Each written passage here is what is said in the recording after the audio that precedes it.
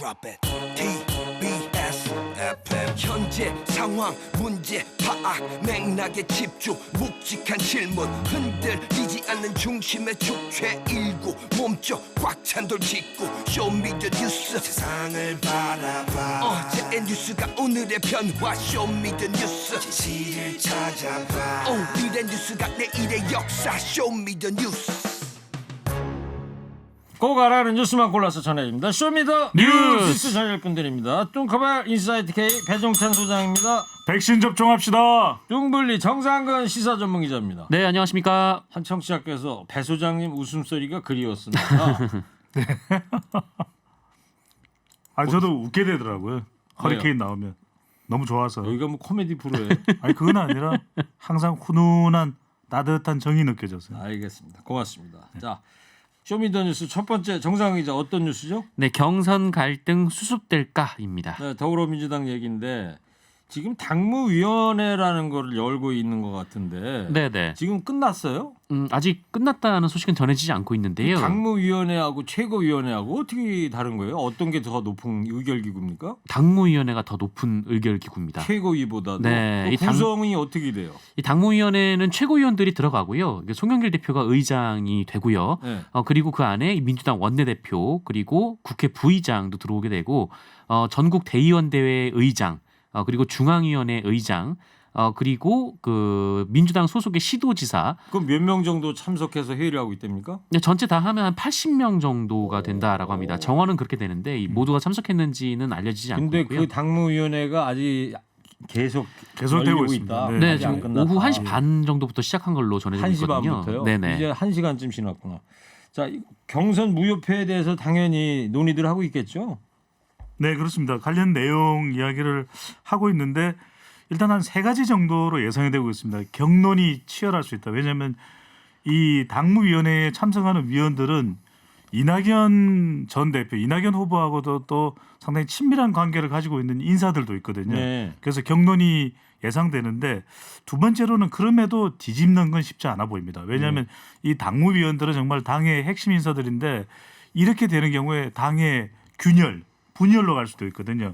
다시 이제 뒤집어진다면 그렇기 때문에 대체적으로는 경론은 벌이겠지만 뒤집어질 가능성은 좀 낮다.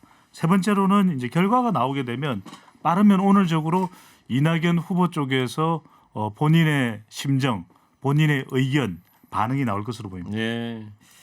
자, 어떨까요? 정상 기자 이렇게 되면 당무위원회에서 이제 그대로 이재명 후보를 결정하고 그러면 좀 갈등이 좀 수습이 될까요? 뭐 일단 지금 알려진 보도에 따르면 그 이낙연 캠프에서는 이번 당무위 결론과 관련해서 뭐 어떤 이제 법적 조치는 하지 않는 것에 공감대가 형성이 됐다. 뭐 이런 보도가 나왔습니다. 그러니까 쉽게 말해서 결론이 나오면 받아들인다라는 분위기라는 건데요. 하지만 뭐 지금 당무위에 그 이낙연 후보 측 인사들도 있는 만큼 좀 이 결론이 나기까지가 좀 상당한 진통이 예상이 되고 네. 그리고 이낙연 후보가 승복을 한다 하더라도 이 과거 사례를 보면은 후보가 승복을 해도 이 지지자들이 승복하지 못하는 경우들이 있었거든요. 예. 그래서 좀 그런 일들이 좀 벌어지지 않을까. 근데 다만 그 이낙연 후보가 받아들인다면 그 당 내부에서는 어느 정도 정리가 될 것으로 예. 네, 그렇게 기대를 하고 있습니다. 이낙연 후보 측의 가장 대표적으로 이제 서른 의원이 계속 네. 이재명 후보나 지도부에 날을 세우고 있지 않습니까? 한편으로 보면은 우리가 삼국지를 읽어보면은 총나라의 유비, 이 유비의 바로 최측근인 뭐 장비의 이미지가 그려지기도 합니다. 그러니까 유비를 위해서는 목숨도 바칠 수 있는 그런 점에서는 뭐 긍정적으로 봐야 될까요, 어떨까요? 그런데 이 두 가지 형태가 나타나고 있습니다. 우선은 이재명 후보에 대해서 서른 의원이 계속 날을 세우고 있거든요. 대장동 의혹 때문에 끝까지 후보가 되기가 참 쉽지 않을 것이다. 본선에서 문제가 분명히 될 것이다. 계속해서 주장을 하고 있고 그다음에 당 지도부가 좀 경고를 했습니다. 이러다가 좀 해당 행위다. 너무 지나친 수준까지 도를 넘어서는 안 된다라고 이야기를 하자 당 지도부가 이제는 날을 세웁니다. 아니 송영길 대표 왜 이재명 후보 편을 들었냐. 정당한 문제 제기를 묵살하고서 어떻게 원팀이 될 수 있냐. 한 번이라도 우리가 당헌 당규를 어긴 적이 있느냐. 당헌 당규에 나와 있는 이의 제기를 신청하는 건데 그것도 문제냐. 네. 지금은 또 당 지도부와 각을 세우고 있습니다. 그래요. 삼국지 얘기하니까 배 소장님 진짜 장비네. 네. 지금 장비까지 갖추고 있습니다. 무슨 장비를 갖추고 있어요? 각종 뭐 건설 자재 장비. 네. 결국 이제 민주당이 30 의원한테 경고를 보낸 것 같아요. 맞습니다. 이 당 고용진 대변인이 뭐 서면이지만 공식 논평으로 경고를 보냈는데요. 이 과도한 주장으로 당원과 국민이 선출한 대통령 후보를 공격하는 것은 정당 정치의 정도가 아니다라고 했고 또 승복의 정치 전통을 지켜주길 바란다. 이 선당 후사의 초심으로 돌아와 달라 이렇게 호소를 했습니다. 선당 후사. 네. 당이 먼저다. 그렇습니다. 그러면서 이 서른 의원이 계속해서 이제 대장동 의혹을 제기를 하고 있는데 지금 아무런 근거도 밝히지 않고 있다라고 했고요. 그리고 선거 패배에 대한 우려라고 하기에도 이 동지들 마음에 너무 큰 상처를 주고 있다. 예. 이렇게 비판했습니다. 그리고 이재명 지사가 꼭 하루 전이죠. 어제 이 시간쯤에 지사직을 국감을 받고 지사직 사퇴하겠다. 이렇게 긴급 기자회견하지 않았어요? 맞습니다. 그 어제 기자회견을 열었는데요. 그 원래 계획과 입장대로 경기도 국감을 정상적으로 수감하기로 했다 이런 입장을 밝혔습니다. 더불어민주당 지도부에서 그 이재명 지사가 당 대선 후보가 됐으니까 이 지사직을 사퇴하고 공식 후보로서 전념해달라 이렇게 요청을 했는데 당 지도부 권유는 뭐 충분히 이해하지만 이 원래 입장대로 국감에 임하기로 했다고 이재명 배 지사가 밝혔습니다. 수장님은 이재명 지사의 이런 입장에 대해서 어떻게 보세요? 네, 저는 정면 돌파를 선택한 것으로 보입니다. 이번 이 경기지사로서 국감에 대비하겠다라는 것은 지금 몇 가지 측면이 있거든요. 첫 번째로는 대장동 의혹과 관련되는 걸 본인이 주도권을 가져가겠다. 두 번째로는 경선 불복 논란이 있을 수 있는데 이렇게 되는 경우에 시간이 지나면서 더불어민주당 지지층 이 컨벤션 효과에 대한 우려가 있었는데 이재명 후보가 주도하는 컨벤션 효과가 일어날 수도 있다. 네. 세 번째로는 어제도 말씀드렸는데 국민의힘 토론 경선이 아주 활기를 띨 수 있는 무렵이 18일, 20일 경이거든요. 예, 근데 오늘도 하잖아요. 5시 반에. 18일에는 국토교통위 경기도 국정감사가 예정돼 있고 20일은 행정안전위에 경기도 국정감사가 예정돼 있는 만큼 네. 오히려 그 주도권을 이재명 후보가 가져갈 가능성이 있다는 예. 분석까지 나오면서 이 정면 돌파 이재명 분석이 나옵니다. 예. 이러다 보니까 이제 국민의힘이 잔뜩 벼르고 있는 것 같습니다. 네, 벼르면서 이재명을 끝장내겠다, 검증을 철저히 하겠다 이런 이야기가 나오는데 이재명 게이트를 경기도 국감에서 밝혀낼 수 있겠다라고 국민의힘 지도부는 또 벼르고 있습니다. 예. 또 여기서 대선 후보 자격 이재명 후보가 없다. 그리고 얼마만큼이나 대장동 게이트가 이재명 게이트인지를 밝혀내겠다고 예. 국민의힘이 단단히 벼르고 있습니다. 지금 뭐 국감이 열려도 역시 이제 대장동 오로지 대장동이 이제 몰입이 할 텐데 네. 그러다 보니까 민주당에서 오늘 오전에 토건비리 게이트 TF를 가동을 했어요. 그래서 송영길 대표가 이 대장동과 부산의 LCT 이거를 비교해가면서 이 대장동 개발을 이재명 후보가 잘했다 이런 이야기를 했는데 육성을 잠깐 들어보고 오겠습니다. 부산시는 예산 1천억을 들여 주변 도로 확장 기반 시설 정비 사업도 투입해 줬습니다. 온갖 편법과 특혜를 몰아준 LCT는 사업비만 2조 7천억에 수익은 1조 원 이상인데 부산시가 환수한 금액은 단돈 1원도 없습니다. 성남동 대장 개발은 2015년 협약 당시 민간 사업자 예상이익이 1,773억 원이었습니다. 당시에 4,500원을 환수하기로 한마디 할래? 확정을 하고 나중에 920억 네. 원을 네. 민간 사업자에게 자, 추가로 부담. 지금 LCT 같은 경우에는 부산시가 1원 한 장 환수를 못했는데 대장동 같은 경우는 5천억 이상 환수했다 이런 얘기를 하고 있지 않습니까? 그렇습니다. 이걸 이제 송영길 대표가 주도하면서 이재명 게이트가 아니라 오히려 국민의힘 게이트에 가깝다는 것을 이제 강조하는 것이죠. 그런 이유는 자칫 지금 대장동 개발 의혹이 더불어민주당에 또 이재명 후보에게 더 타격이 된다는 관련 여론까지도 감지되고 있거든요. 예. 더 이상 당 차원에서도 최종 후보가 됐기 때문에 이제는 송영길 대표도 부산의 LCT 개발과 비교를 하면서 오히려 이재명 후보가 잘한 일이다. 이 점을 강조하고 있는 셈이라고 볼 수가 있겠죠. 네. 그렇게 중요한 건 아닌 것 같긴 한데요. 예. 네. 0190 청취자가 배 소장님 질문했어요. 네. 앵디 최일구가 좋아요? MBC 표창원 씨가 좋아요?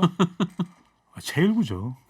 저기 표창원 씨 방송 가서 뭐라 그럴 거예요? 최일구의 최측근이라고 이야기하겠습니다. 자, 정상 기자, 두 네. 번째 쇼미더뉴스 뭐예요? 문재인 대통령의 의중은입니다. 어제 대장동 문제에 대해서 처음으로 입장을 밝혔습니다. 네, 청와대 대변인이 공식 브리핑을 했는데 이 문재인 대통령이 이 검찰과 경찰이 적극 협력해서 신속하고 철저한 수사로 이 대장동 개발 비리 의혹에 대한 이 실체적 진실을 조속히 규명하는데 총력을 기울여달라 이런 입장을 밝혔다고 발표를 했습니다. 대통령이 이번 의혹에 대해서 공식적으로 입장을 낸 것이 이번이 처음입니다. 네, 해석이 참 분분한데요. 대통령의 입장에 대해서 국민의힘에서는 특검을 거부했다 이러면서 비판하고 있지 않습니까? 그렇게 해석을 하고 있는 것이요. 문재인 대통령은 정작 특검과 관련해서는 단 한마디도 안 했습니다. 그렇지만 이제 대장동 개발 의혹과 관련해서 박경미 청와대 대변인을 통해서 앞서 이제 정상근 똥분리 자고우면 기자가 이야기를 한 대로 검찰과 경찰은 적극 협력하라. 그러니까 특검 이야기를 안 한 거죠. 네. 특검 이야기를 안 한 거에 대해서 국민의힘은 대통령이 특검을 거부했다. 이렇게 이야기를 하고 있는데 근데 대통령이 특검하라라고 이야기를 할 수는 없는 거죠. 왜냐하면 특검은 국회의 권한인 것이지 대통령이 특검하라고 할 수는 없는 것이거든요. 네. 대통령은 검찰과 경찰이 협력을 해서 합동 수사를 잘하라 이렇게 강조할 수 있는 거라면 특검은 사실은 국민의힘이 더불어민주당과 협의를 해서 또 요구를 해서 뭐 끌어내야 되는 것이겠죠. 알겠습니다. 특검이라고 그러셨죠? 네. 네, 이 발음이 어려운데 특검, 자꾸 특검으로 들려가지고. 네. 특검은 아닙니다. 자, 그리고 이 관련 수사 소식도 보자고요. 김만배 씨한테 이제 구속영장이 청구가 됐는데 영장을 보면 말이죠. 배임 혐의가 적시가 돼 있는데 1,100억입니다. 1,100억. 네. 이 이야기를 김경래 PD가 양지열 변호사한테 조금 전에 물어봤대요. 그랬더니 변호사의 전망으로는 무기징역감이다 거의 이런 이야기를 했다고 그래요. 앞으로 이제 두고 봐야 될 텐데 자 구속영장 얘기 좀 해보자고요. 네, 이 구속영장 혐의가 총 3가지인데요. 일단 첫 번째는 이 뇌물 혐의입니다. 김만배 씨가 이 성남도시개발공사 유동규 전 본부장 등에게 뇌물을 건넸다라는 혐의고요. 그리고 말씀하신 배임 혐의는 유동규 씨와 공모해서 이 성남도시개발공사에 손해를 끼친 게 이제 그러니까 1,100억이다라는 것이죠. 배임이라는 게 자기 일을 안 한 것뿐만이 아니고 내가 속해 있는 쪽에 손해를 금전적인 경제적인 손실을 끼치는 거 네네. 이걸 배임이라고 그렇죠. 그러더라고요. 맞습니다. 그리고 또 하나는 횡령인데 이 김만배 씨가 이 화천대유에서 473억 원을 빌렸거든요. 예. 그런데 이 중에 일부가 지금 행방이 묘연한 것으로 좀 전해지고 있습니다. 네, 그것이 이제 횡령이고 혐의가. 그리고 곽상도 의원 아들한테 뇌물 준 혐의도 있는데 곽상도 의원이 여기 또 반박을 한 것 같더라고요. 김만배 씨에게 이제 청구된 구속영장에 들어가 있는 내용이 이 곽상도 의원에게 뇌물을 줬다. 왜냐하면 아들이 받은 50억 원의 퇴직금 이제 세후 28억 원이거든요. 이게 이제 곽상도 의원이 받은 뇌물 이런 이제 성격으로 규명이 적시가 돼 있기 때문에 곽상도 의원은 반발을 했습니다. 무슨 말이냐? 뇌물이 아니라 아들이 받은 성과급이다. 수차례 산재라면서요 또. 이 그 산재 위로금이라는 이야기도 나오고 있는데 그건 사실은 규명이 안 되고 있는 것이거든요. 예. 그러다 보니까 이 천문학적인 금액입니다. 하여튼 사실은 검찰은 이제 뇌물로 이제 퇴직금으로 판단을 한 거예요. 추경인 천문학적인 금액이기 때문에 검찰에서 볼 때는 곽상도 의원에게 준 사실상의 뇌물로 보고 예. 있는 것이죠. 그리고 지금 미국에 가 있는 남욱 변호사가 어제 JTBC 뉴스에서 단독 인터뷰를 했는데요. 네. 자, 요 얘기를 일단 좀 잠깐 남욱 씨 이야기를 JTBC의 뉴스에 보도된 이야기를 한번 듣고 이야기를 나누겠습니다. 그 윗선을 말씀하신다면 전 그것까지는 알지 못하는 부분이기 때문에 저는 유동규 본부장이 뭐 최종적으로 이 사업을 결정했다고 이해하고 있습니다. 그럴 수도 있고 아닐 수도 있다고 생각했습니다. 근데 저는 김만배 회장님하고는 솔직히 돈 문제를 갖고 몇 년 동안 굉장히 이제 불편한 관계로 지냈기 때문에 죄송한 말씀이지만 김만배 회장님은 돈 문제가 나오면 하루에도 몇 번씩 입장을 바꾸셨기 때문에 솔직히 그게 진짜인지 아닌지에 대해서 저는 되게 의문을 가지고는 있었습니다. 근데 지금 언론을 통해 나오는 거는 또 유동규 본부장이 실제로 본인 거다라는 얘기가 또 맞는 것 같기도 하고 근데 제가 직접 뭐 유동규 본부장한테 그 얘기를 들은 바가 없으니까 그 부분에 대해서는 본인들이 해명을 하거나 사실을 밝혀야 되지 않을까라고 생각하고 있습니다. 사실 저는 그분 얘기는 기억이 잘 나지는 않는데 녹취록에 있으니까 맞을 겁니다. 근데 그게 그분이 누군지, 그분이 뭐 유동규인지 누군지를 당사자만 알고 있지 않을까요? 네. 자, 지금 조금 길게 들어봤는데요. 저희가 보통 이 말씀드릴 때 김만배 씨에 대한 호칭이 최대 주주, 뭐 대표, 화천대유 이렇게 표현하는데 남욱 변호사는 계속 김만배 회장 이런 얘기를 한단 말이죠. 요 얘기하고 그다음에 마지막에 들으셨겠지만 그분 얘기가 자기가 듣긴 들었는데 녹취록에 나온 건데 아마 맞을 것 같다. 근데 누군지는 모르겠다. 유동규 씨인지 누군지 모르겠다. 이런 얘기를 했어요. 네, 뭐 유동규 씨인지 누군진 모르겠으나 이제 김만배 씨가 유동규 씨를 그분으로 부른 적은 없다. 뭐 이런 말을 같이 하기도 했었습니다. 아, 그래요? 네, 그리고 여기 보면은 이 남욱 변호사가 어쨌든 이 김만배 씨에게 직접 이 김만배 씨가 천화동인 1호의 실소유주가 아니다 이런 말을 들었다라고 주장을 했고요. 그리고 유동규 본부장에게 전 본부장에게 700억 원을 줘야 한다. 이 김만배 씨가 이렇게 얘기했다라는 것이죠. 이런 네. 주장도 했고, 그리고 350억 원의 이 로비 자금에 대해서도 얘기를 들었다 이렇게 네. 주장을 했습니다. 그러니까 이 지금 이 남욱 변호사 얘기를 좀 종합해 보면 이 김만배 씨를 둘러싼 의혹에 대해서는 거의 대부분 긍정적인 좀 그런 이제 입장을 밝혔는데 이 본인 관련된 의혹에 대해서는 본인은 전부 아니다. 네, 그 사실 무근이다 이렇게 네. 입장을 밝혔습니다. 언제 돌아온다는 얘기 아직 없습니까? 조사 받아야 될 거 아니에요? 네, 빨리 돌아온다는 이야기도 있고 정확하지가 않습니다. 그런데 이제 외교부에서는 여권을 무효화했거든요. 이러면 네. 이제 다른 외국으로 갈 수도 없고 귀국하는 수밖에 없는 것인데. 무효화가 결정이 됐습니까? 예, 무효화됐습니다. 무효화됐는데 법무부 검찰에서 신청했다는 얘기까지 들었는데. 그러니까요. 그러니까 중요한 건 이제 언제 들어오냐죠. 네. 그러니까 이제 남욱 변호사가 이게 대선과도 관련이 없을 수 없거든요. 그런 만큼 연내에 들어오느냐 아니면 대선 토론회가 이 시작되는 시점에 들어오느냐 언제 들어오느냐가 굉장히 또 중요해 보입니다. 예, 그렇군요.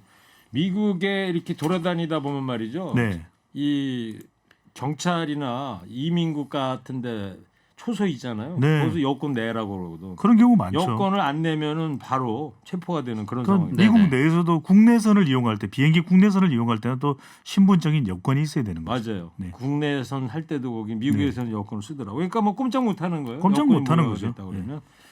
자, 오늘 한 가지 더 했는데요. 시간이 없어가지고 여기까지만 하겠습니다. 네. 자, 지금까지 쇼미더뉴스 배종찬 소장, 정상근 기자였습니다. 두 분 오늘 수고하셨어요. 수고하셨습니다. 쇼미더 뉴스. 뉴스.